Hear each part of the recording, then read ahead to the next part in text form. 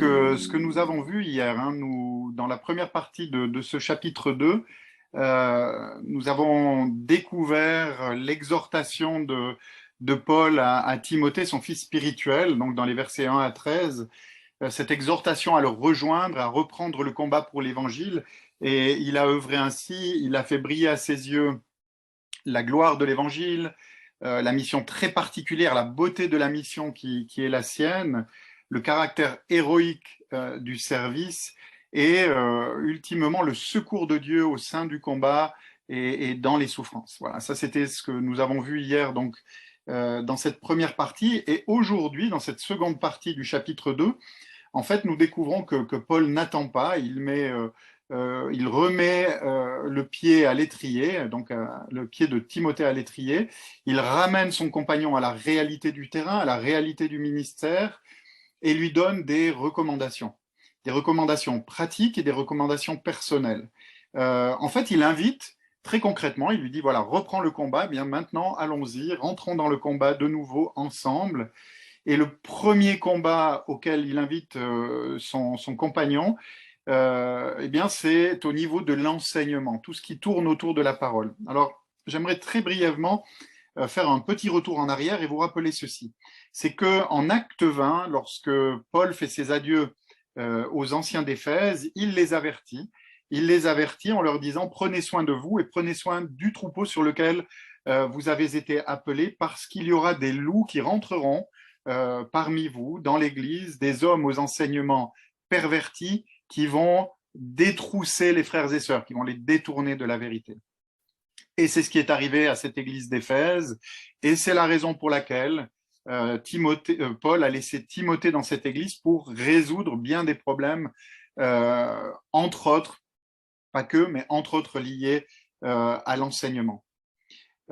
Et dans sa première épître, à cet égard, Paul donne des conseils pratiques à Timothée, et il s'agit dans un premier temps de résister à certains membres, probablement des anciens, qui se sont attachés à des doctrines hérétiques et qui entraînent à leur suite l'Assemblée. Et à propos de ces doctrines, Paul les définit ainsi, il parle de fausses doctrines, il parle de fables, de généalogie.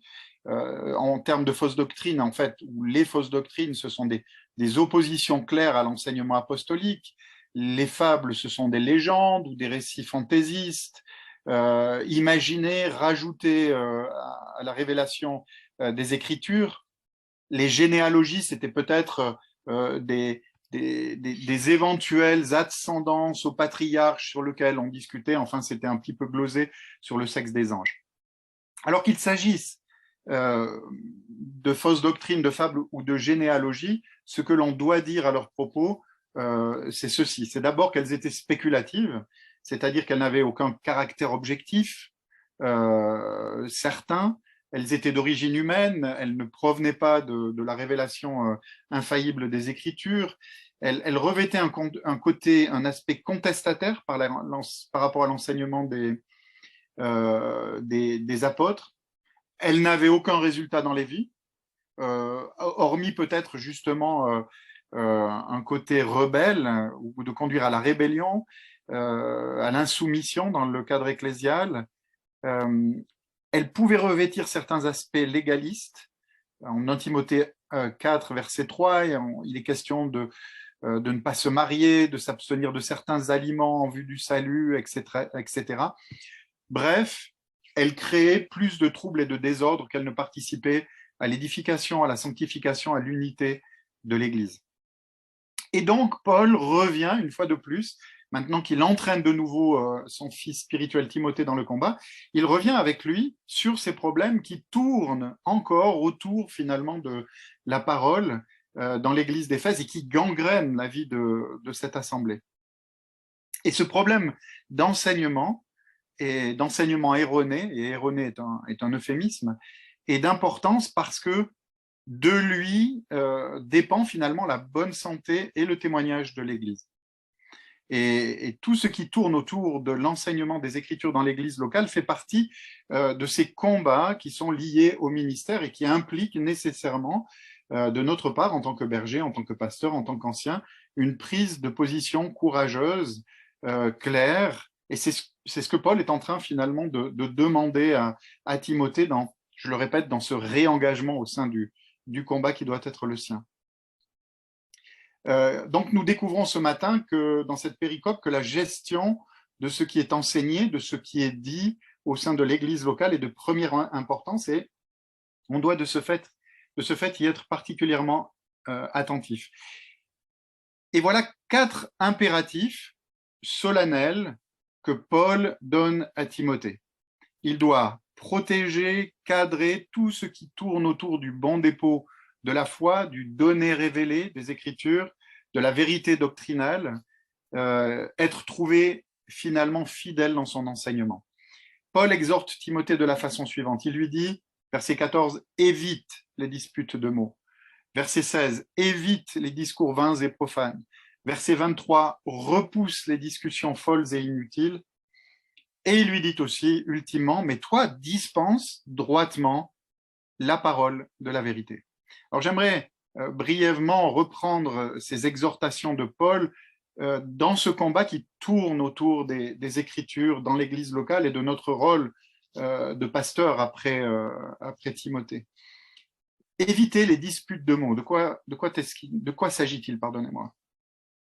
Et il semble qu'il soit ici question d'échanges qui avaient lieu devant l'Assemblée réunie entre d'un côté les enseignants de l'Église, de l'autre des personnes, très probablement incrédules, qui prenaient un malin plaisir de prendre à contre-pied les anciens, en ergotant à propos de leur enseignement, en les contredisant, en forçant les enseignants de l'Église à se justifier, à argumenter avec eux, et cela crée finalement le trouble au sein de l'Assemblée. Ou alors, tout simplement, ou pour dire les choses plus simplement, Paul recommande fortement de refuser, de refuser toute guerre, toute joute verbale entre d'un côté ceux qui enseignent la vérité des Écritures et de l'autre ceux qui s'y opposent au moyen de querelles sémantiques. En gros, ce que dit Paul, c'est que ceux qui sont là pour discourir vainement et qui ne sont pas là pour apprendre, qui ne posent pas des questions honnêtes, sèment le trouble et on ne doit pas le permettre, on doit l'interdire. Là, il y a un aspect, si vous voulez, irréconciliable des avis entre d'un côté la vérité et de l'autre le mensonge, sans compter cet aspect ou ce caractère subversif des contradicteurs. Et cela donc réclame de la part des responsables de l'Église de mettre impérativement fin à ce qui non seulement n'édifie pas, mais risque surtout de déstabiliser l'Assemblée. Le principe qui est derrière, c'est résiste à la contradiction de ceux qui veulent semer le trouble, qui ne sont pas là pour savoir, connaître, comprendre, mais qui sont là au contraire pour diviser, pour détourner. Ensuite, il y a « évite les discours vains et profanes » au verset 16. Paul répète en quelque sorte ce qu'il a déjà dit, dont je vous parlais précédemment en 1 Timothée, dès le chapitre 1, à propos des fausses doctrines, à propos des fables, à propos des généalogies. Il en a parlé également à Tite. Il l'exhorte à éviter les discussions folles, les généalogies, les querelles, les disputes qui sont relatives à la loi. Eh bien, en fait, de la même façon, si vous voulez qu'éviter les disputes de mots de la part des incrédules protège les plus faibles, eh bien, de la même façon, éviter les discours vains et profanes, c'est-à-dire les enseignements hérétiques, permet d'éviter ce côté, ce caractère destructeur des hérésies parmi les frères et sœurs.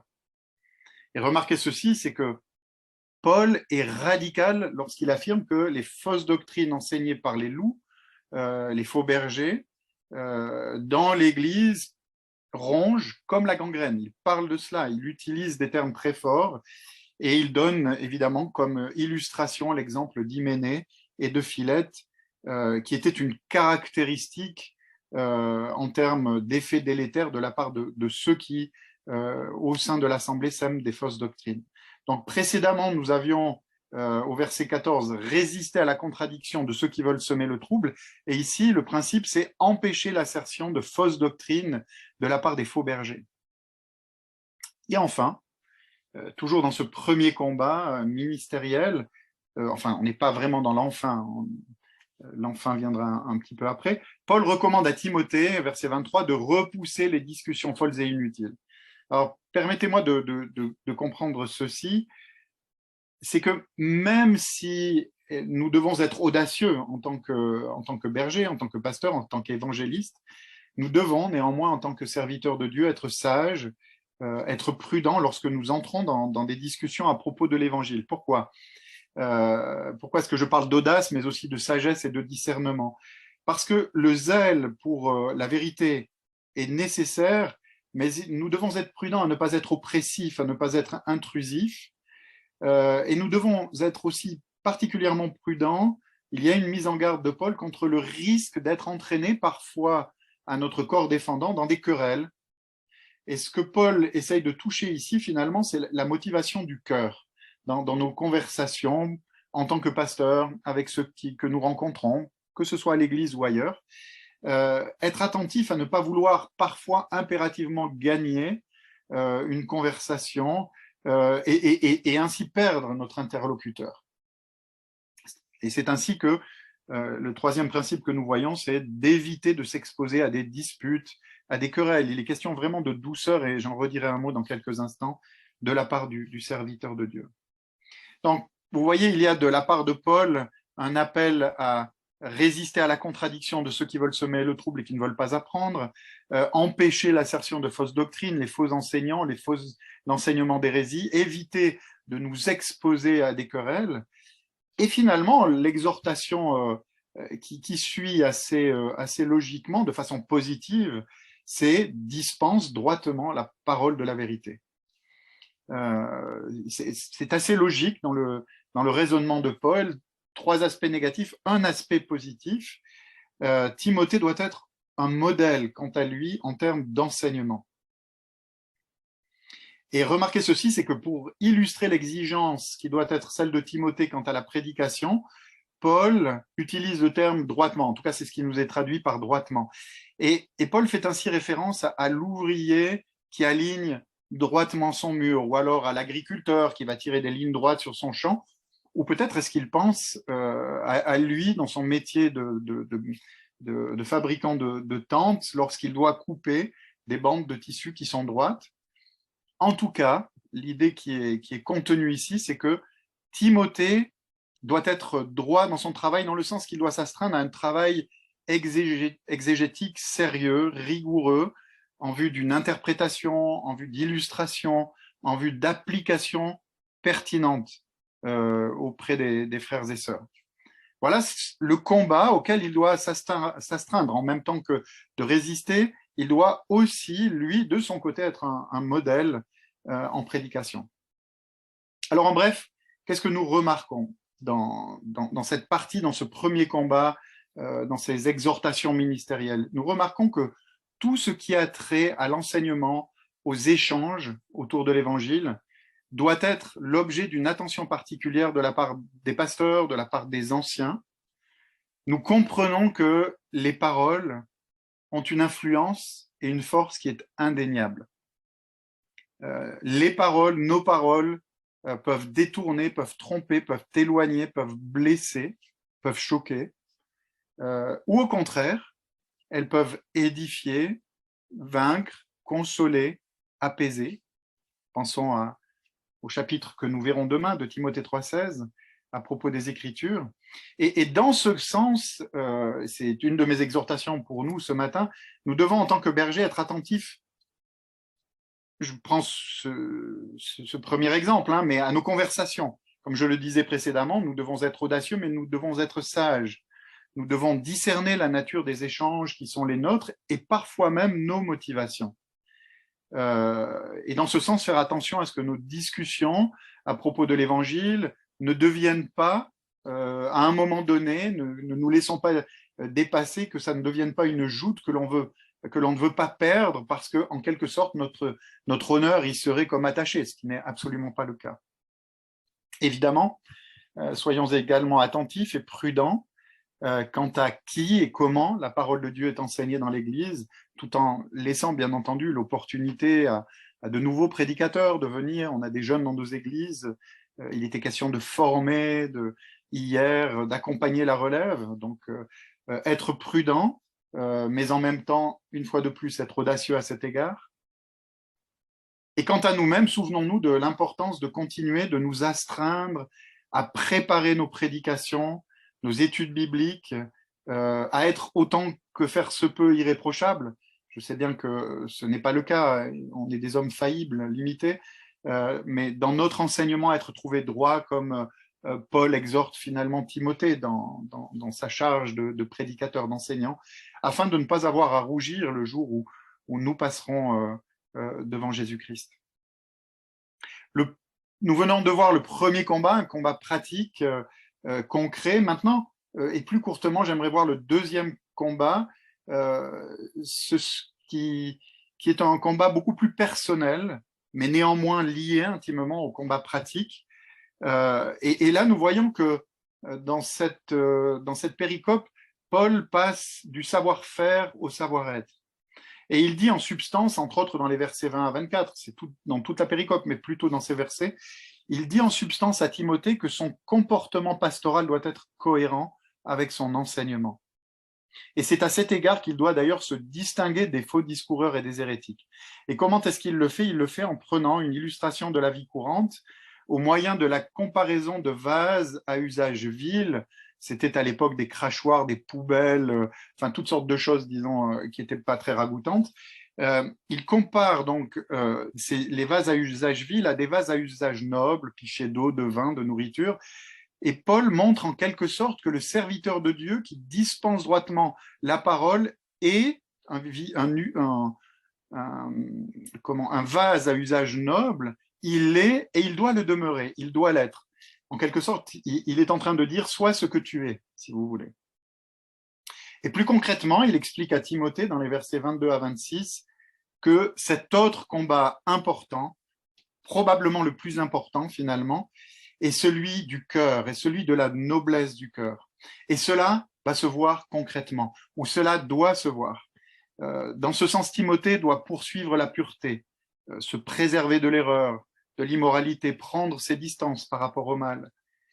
Il est invité à fuir les passions, c'est-à-dire probablement les excès de la jeunesse, mais tout ce qui tourne aussi autour de la sensualité, du pouvoir et de l'argent, tout ce qui est tentant en tant qu'homme, dès lors que l'on s'éloigne de l'évangile, comme l'ont fait Hyménée et Philette.